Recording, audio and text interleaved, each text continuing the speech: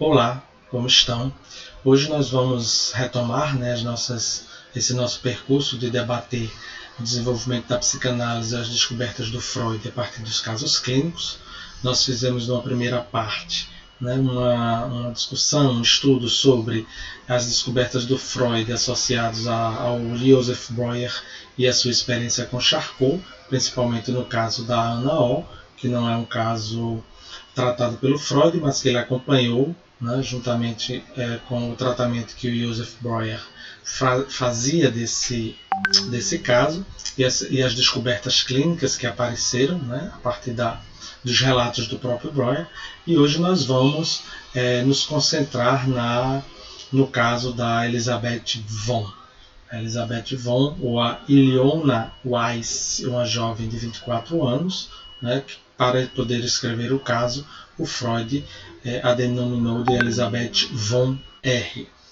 Antes de nós iniciarmos, eu gostaria de trazer para vocês um poema de Drummond que nos inspira bastante em relação a esse caso da Elisabeth von. O Drummond diz assim: As contradições do corpo. Carlos Drummond de Andrade, livro Corpo, 1984. Meu corpo não é meu corpo, é ilusão de outro ser. Sabe a arte de esconder-me? É de tal modo sagaz que de mim, ele oculta. Meu corpo, meu agente, meu envelope selado, meu revolver de assustar, tornou-se meu carcereiro, me sabe mais que me sei.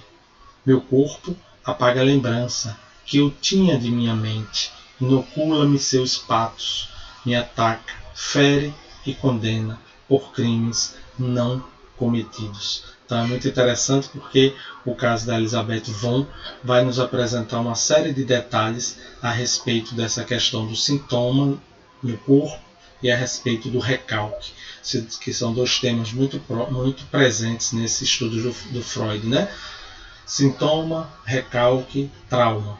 Lembrando que os estudos dos interesses do Freud, que estava muito associado com as descobertas que ele fazia acompanhando o Breuer e os estudos que ele fez com Charcot de 1885, até em 1886, sobre os sintomas histéricos que formavam o quadro clínico, formavam o quadro clínico da histeria, lembrando que o Freud vai descobrir que a questão da cisão, da clivagem ou da divisão que aparece na histeria e que é estudado com o Breuer e com Charcot e até o Pierre Janet também a partir da consciência, da divisão da consciência, Freud vai dizer que essa clivagem é a própria divisão psíquica, não só a divisão da consciência. Então ele vai fazer uma série de estudos sobre a histeria, com a ideia de que as histéricas sofrem de reminiscência, trazer os conceitos de recalque, do inconsciente, a questão do trauma e a questão das experiências sexuais, e que depois ele vai passar pela teoria do trauma, pela teoria da sedução e vai avançando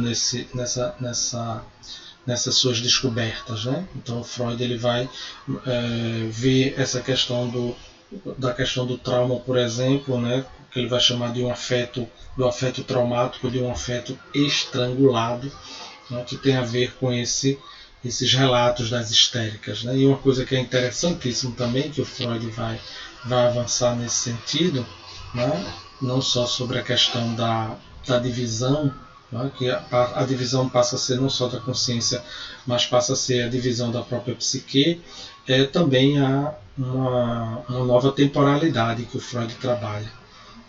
Então ele vai, a partir dos estudos sobre trauma, sintomas e recalque, que estão aí nos estudos sobre histeria, o Freud vai trazer essa discussão sobre o tempo, o tempo do trauma. O trauma, que o tempo do trauma é um tempo do só depois, é um tempo do a posteriori. Então ele vai, a partir disso, começar a perceber que a própria causalidade da histeria está associada também a essa a essa relação, né? Essa relação retroativa do passado com o presente, do passado que se presentifica. Então não dá para, nos estudos clínicos, né, a partir do que o Freud coloca, achar que a psicanálise só estuda o passado. Não. O Freud traz essa ideia de o tempo a posteriori, o tempo do depois, que é o tempo do trauma. E já nesse sentido, ele já apresenta essa ideia, né, de que há uma articulação, né, e uma presentificação do passado no tempo presente. Então não dá para a gente dizer que a psicanálise estuda apenas as experiências infantis, né, estudando esse tempo do a priori, né, mas o tempo também do a posteriori. Porque na teoria do trauma é só depois, né, no tempo do a posteriori, que essa experiência traumática vai aparecer. Né, e com o tempo ele vai percebendo que a necessidade de avançar nos próprios estudos sobre a teoria da sedução. Né? Então, quando ele vai fazer esse tratamento da Ilona Weiss, né, que tem 24 anos, né, publicado com Elizabeth von R., digamos, a gente pode dizer que é a primeira análise completa, né, de uma histérica. Né, o Freud vai descrever, né, as queixas dela, as dores nas pernas, a dificuldade de caminhar. Né, ele vai começar a perceber aquilo que já se percebia nas histéricas, né, nos sintomas histéricos, que era a chamada bela diferença, ou a bela différence, como dizem os franceses, né, e de que há uma expressão de prazer e não uma expressão de dor. Né, quando as regiões supostamente doloridas que as histéricas apresentavam, no caso da Elizabeth von, né, existia uma relação desses sintomas com o prazer, né, e uma relação direta, depois ele vai perceber, desses sintomas com a questão do recalque, a busca de satisfação recalcada. Né, então ele vai ver que essa possibilidade do Freud de percebendo isso, né, de ter essa sensibilidade analítica, ele não deixa passar, né, a questão do sintoma no corpo e de que há algo que foi aí esquecido, algo que foi aí recalcado, não no sentido de ter da Elizabeth ter vivido um trauma baseado na sedução de um agente externo que a seduziu e ela recalcou essa sedução e isso volta como sintoma. Não, o Freud vai começar a perceber que há algum material recalcado aí diferente, né, que está relacionado a esse sintoma no corpo. Né? Então, e ele vai começar a descrever, no caso, a formação da histeria de Elizabeth.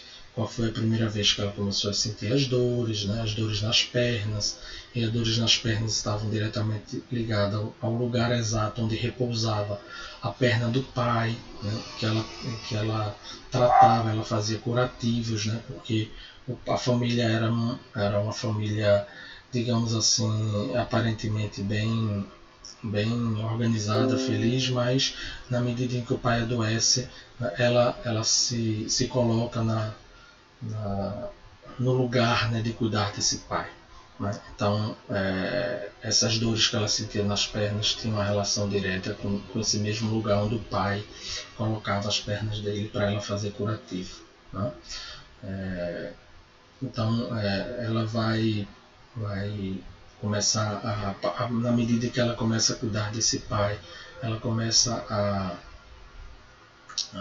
não querer, né, talvez não querer casar, né? Depois ela vai se abrir para a possibilidade disso acontecer, né, mas sempre continuava solteira, né, sentia-se desamparada por isso, né, porque ela estava agora, o pai faleceu, o pai adoeceu e ela estava sem pai, sem marido, né, muito próprio da época, né, e o Freud retrata esses detalhes, porque ele considera muito importante trazer a vida íntima, emocional, os pensamentos, né, para esclarecer o contexto em que esses sintomas histéricos apareciam, né, nas histéricas, né? E a sensação de não, enfim, como se a Elizabeth Font tivesse uma sensação de não sair do lugar, né? Desse lugar de cuidado do pai, desse lugar de precisar do pai, desse lugar de solteira, né? E, enfim, fazer uma remoção, sair desse lugar para o lugar de cuidar da sua própria vida. Né? Então como se ela não conseguisse, por isso que essa dificuldade de caminhar, essas paralisias, né, que se apresentavam no corpo, mas que tem a ver muito com esses conflitos dela, né? Como se essas sensações corporais elas fossem sendo representantes, né, dessa experiência da Elizabeth, né, dessa reticência na vida dela. Uma coisa que é interessante também, o Freud vai já dar algumas dicas, né, que depois vai aparecer de forma mais interessante, as chamadas reações terapêuticas negativas. Ele vai começar a perceber o quanto nesses casos de histeria, nesse caso especificamente, havia um apego ao próprio sintoma, né? E aí ela conseguia se poupar da dolorosa certeza de que amava, por exemplo, que tinha amor, né, por alguém que era proibido, né, mas criando para si, digamos, essas contrapartidas, porque o que é que acontece também na vida dela é que a irmã dela também adoece, a irmã é casada, a irmã adoece, e ela também cuida da irmã no leito de morte, né, mas quando a irmã adoece, quando a irmã morre, ela fica com o pensamento, né, vem um lapso de pensamento nela que é um flash de pensamento nela que é: que bom, agora eu vou poder ficar com o meu cunhado, eu vou poder casar com o marido da minha irmã. Então esse lapso, esse flash, né, dessa ideia, né, isso é uma ideia proibida, é uma ideia angustiante, e aí é o recalque dessa ideia, né? E a gente sabe que a ideia, no caso, por exemplo, depois o Freud vai, não é nesse momento, mas depois o Freud vai apresentar, né, as duas formas de representação da pulsão, né? A representação ideativa e a representação qualitativa, né? Ou seja, a descarga, o escoamento, a transformação da pulsão em um afeto, né? A angústia, que é sinal de perigo, mas também ele vai dizer que um dos representantes psíquicos da pulsão é exatamente representantes ideativos, e são esses representantes ideativos que são recalcados.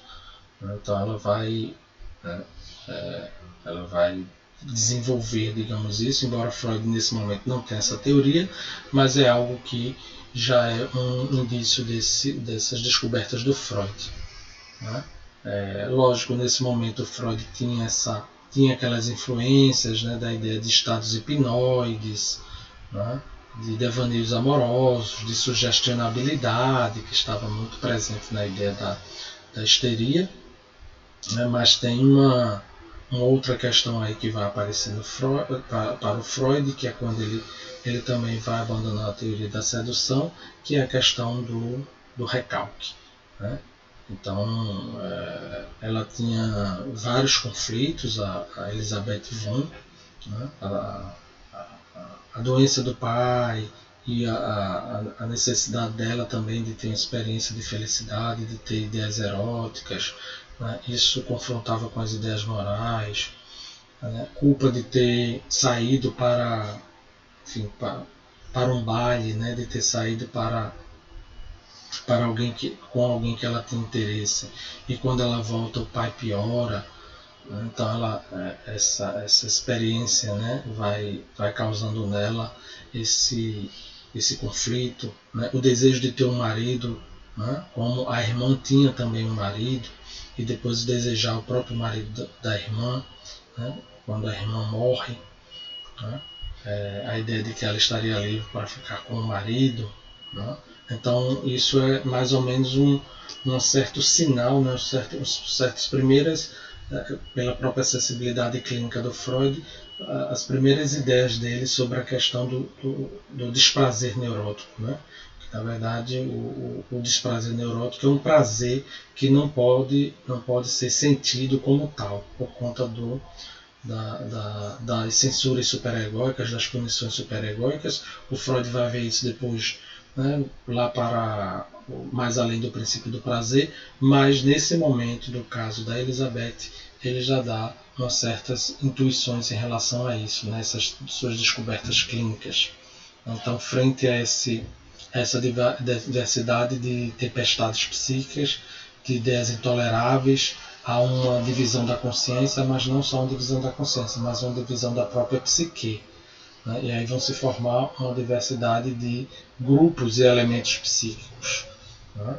Que não se extinguem. Então você vai ter aí uma divisão do inconsciente, né? Consciente, inconsciente, né? A partir desses estudos, e que culmina lá nos estudos sobre a interpretação do sonho. Freud vai apresentar a primeira tópica, pensando não só a divisão da consciência, né? Mas a divisão da própria psique, né? Então nós vamos ter aí um processo, né, que ocorre com a Elizabeth, por exemplo, a ideia erótica, né, que é reprimida, né, e é separada do próprio afeto, né, que aí passa a ser canalizado, esse afeto passa a ser canalizado para o corpo. Né? Então aparece aí essa ideia do mecanismo da conversão, porque é uma dissociação, né, entre as questões ideativas, que é uma das formas de representação psíquica da pulsão, é a ideia, essa ideia recalcada, e a outra forma de representação da pulsão, que é o afeto, ou seja, essa parte qualitativa, né, que se transforma em ansiedade e angústia. Isso não é passível de recalcamento, então isso vai circular no corpo, né, e aí vai formar todo esse conjunto de sintomas, né, dores, paralisias, enfim, né. E o Freud vai começar a traduzir essas questões, né? E aparece aí as defesas, a ideia contra essas ideias intoleráveis, né? Como eu já disse, o próprio apego ao sintoma, né? que provoca uma reação terapêutica negativa. Depois Freud vai incluir isso no processo de atendimento, no processo, né, clínico, a necessidade de ter uma atenção às reações terapêuticas negativas que dizem respeito ao apego do paciente ao seu próprio sintoma. Né? Nós somos os nossos sintomas e nós temos apego ao nosso sintoma. Então nem sempre que o paciente diz que quer se curar, ele vai se desapegar tão rapidamente dos seus sintomas. Né? Então essa ideia né? Isso vai começar a apresentar esse quadro dos fenômenos clínicos. Né? Então, nós vamos ver essa sugestionabilidade, esse excedente de excitação, tudo isso vai com certeza fazer parte, né, dessa história, né, dessa paciente, né, que apresentava muitos sintomas de conversão histérica. Por quê? Porque a ideia, né, as representações ideativas, né, essa representação ideativa, que é um representante da pulsão, isso é recalcado, e o outro representante da pulsão, que é a transformação da pulsão em afeto, né, vai circular no corpo. Né? Por isso que as dores nas pernas, né, as próprias experiências delirantes, né, da paciente. Né? E aí a morte do pai, a morte da irmã, né, o desejo dela pelo marido da irmã. Né?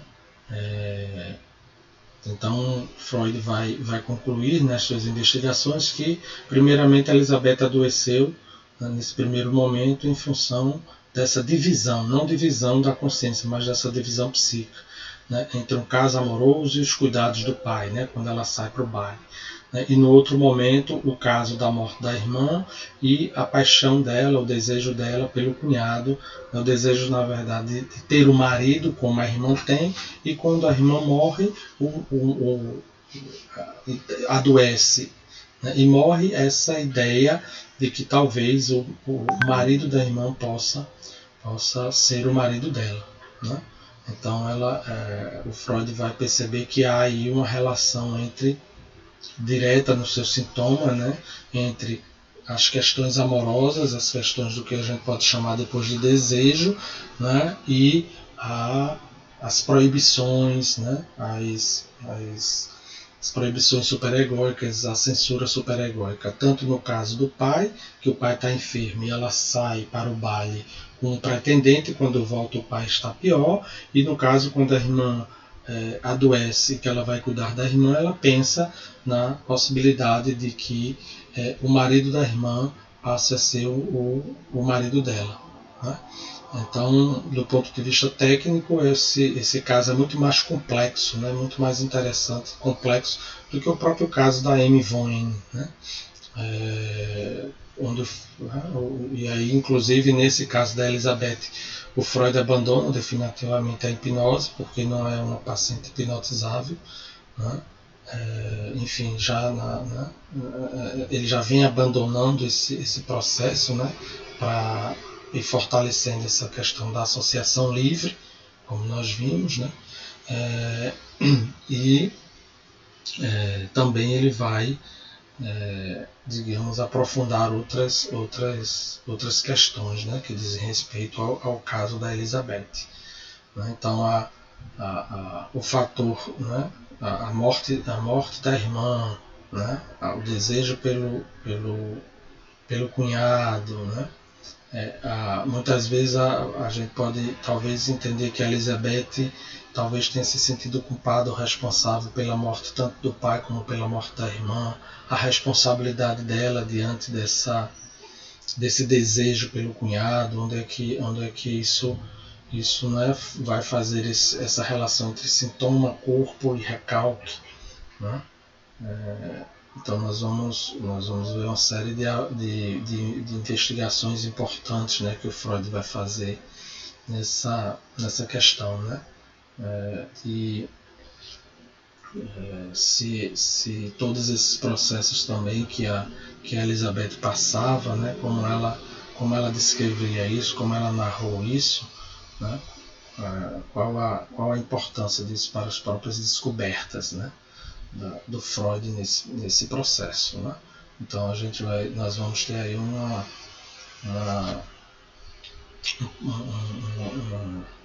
conclusão, digamos assim, né, dessas descobertas clínicas do Freud, que vai, né, desde essa relação direta das questões amorosas, das questões do que depois a gente pode chamar de desejo, e as questões da proibição, que está lá tanto na experiência dela com o pai como na experiência com a irmã, né? E o cuidado que ela se propõe a fazer, né, do pai e da irmã, e o conflito com a